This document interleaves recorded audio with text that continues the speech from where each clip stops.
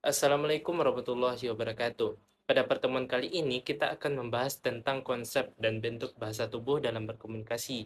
Dalam kehidupan sehari-hari, kita sering berkomunikasi bukan hanya lewat kata-kata, tapi juga lewat gerakan tubuh, ekspresi wajah, cara duduk, bahkan cara kita melihat orang lain. Nah, semua itu disebut sebagai bahasa tubuh atau komunikasi nonverbal. Materi ini sangat penting karena seringkali orang lebih percaya apa yang mereka lihat dibandingkan apa yang mereka dengar. Pada video ini, kita akan membahas 4 poin utama yaitu bahasa tubuh sebagai komunikasi nonverbal, konsep dasar bahasa tubuh, cara menggunakan bahasa tubuh dalam berkomunikasi, dan cara memahami bahasa tubuh lawan bicara. Yuk kita mulai dari pembahasan pertama. Bahasa tubuh adalah bagian dari komunikasi nonverbal, yaitu komunikasi yang tidak menggunakan kata-kata. Komunikasi nonverbal ini meliputi banyak hal, seperti ekspresi wajah, gerakan tangan, posisi tubuh, dan juga kontak mata hingga nada suara. Contohnya, dalam kehidupan sehari-hari, tersenyum menunjukkan rasa senang atau ramah, mengangguk menandakan setuju, menggelengkan kepala berarti tidak setuju, dan menghindari kontak mata bisa menunjukkan rasa tidak percaya diri atau tidak nyaman.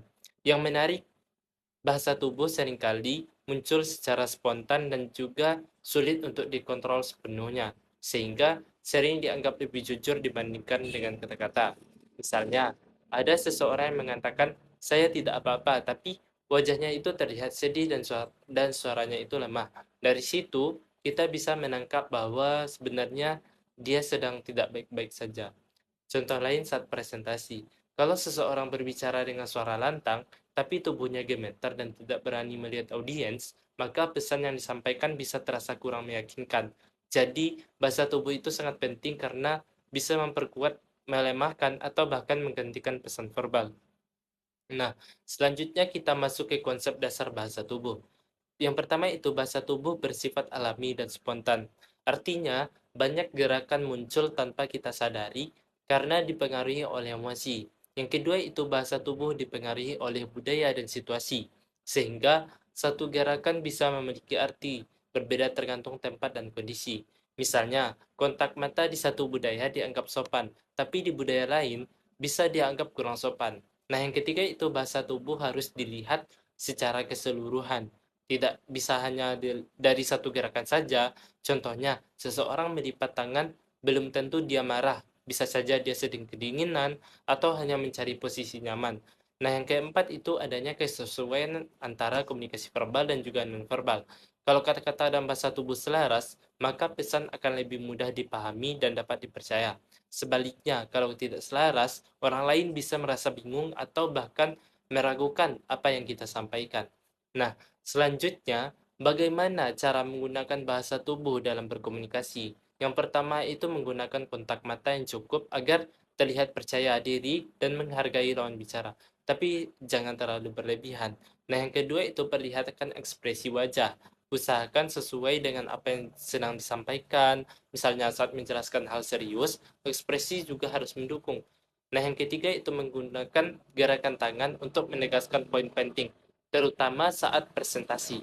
Tapi jangan terlalu berlebihan karena bisa mengganggu. Nah, yang keempat itu perhatikan postur tubuh. Usahakan berdiri atau duduk dengan tegak agar terlihat lebih percaya diri. Nah, kelima itu atur jarak dengan lawan bicara. Jangan terlalu dekat dan jangan terlalu jauh agar tetap nyaman. Contohnya, saat presentasi di depan kelas, kalau kita berdiri tegak, melihat audiens, menggunakan gerakan tangan secukupnya dan menunjukkan ekspresi yang sesuai, maka penyampaian kita akan terlihat lebih jelas dan meyakinkan. Nah, yang terakhir kita membahas bagaimana memahami bahasa tubuh lawan bicara. Nah, yang pertama itu perhatikan ekspresi wajah, karena wajah biasanya paling jelas menunjukkan perasaan seseorang, seperti senang, sedih, ataupun bingung. Nah, yang kedua itu perhatikan gerakan tubuh. Misalnya, jika seseorang terlihat gelisah, sering melihat ke arah lain, ataupun tidak fokus, bisa jadi dia merasa tidak nyaman atau tidak tertarik.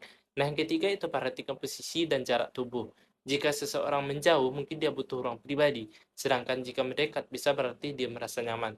Nah, keempat, jangan langsung menyimpulkan hanya dari satu tanda, tapi lihat keseluruhan situasi dan juga konteks. Misalnya, Nah, kalau teman kita diam dan tidak banyak bicara, belum tentu dia marah. Bisa saja dia sedang lelah ataupun kan banyak pikiran. Nah, sebagai kesimpulan, eh, bahasa tubuh merupakan bagian yang penting dari komunikasi nonverbal yang membantu kita menyampaikan dan memahami pesan tanpa kata-kata. Dengan memahami konsep dasar bahasa tubuh, kita bisa menggunakan bahasa tubuh secara lebih efektif dan juga lebih peka dalam membaca perasaan lawan bicara. Semakin kita memahami bahasa tubuh, maka komunikasi kita akan semakin baik, lebih jelas, dan lebih mudah dipahami oleh orang lain. Nah, sekian video pemaparan materi dari saya. Terima kasih sudah menonton. Semoga materi ini sangat bermanfaat. Sekian, terima kasih. Assalamualaikum warahmatullahi wabarakatuh.